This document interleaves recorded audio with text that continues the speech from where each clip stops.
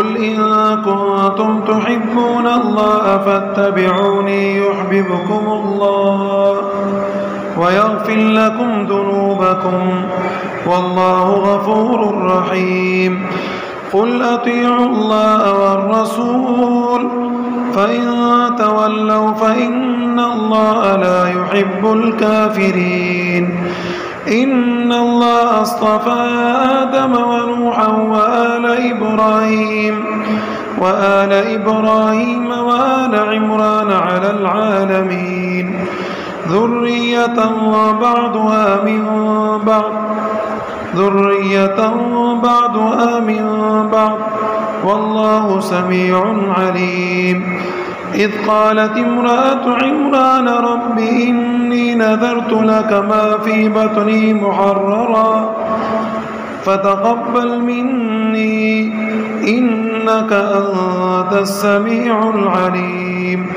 فلما وضعتها قالت رب إني وضعتها أنثى والله أعلم بما وضعت وليس الذكر كالأنثى وإني سميتها مريم وإني أعيدها بك وذريتها من الشيطان الرجيم.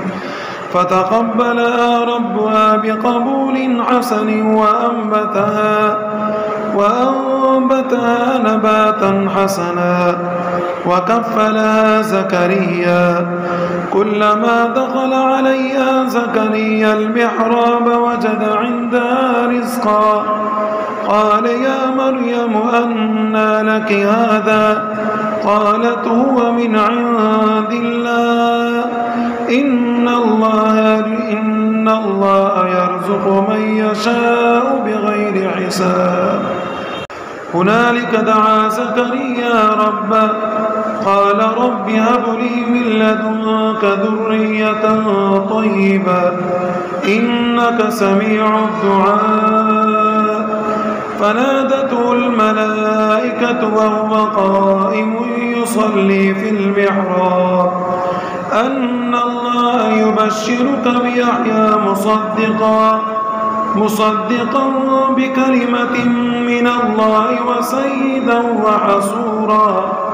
وحصورا ونبيا من الصالحين.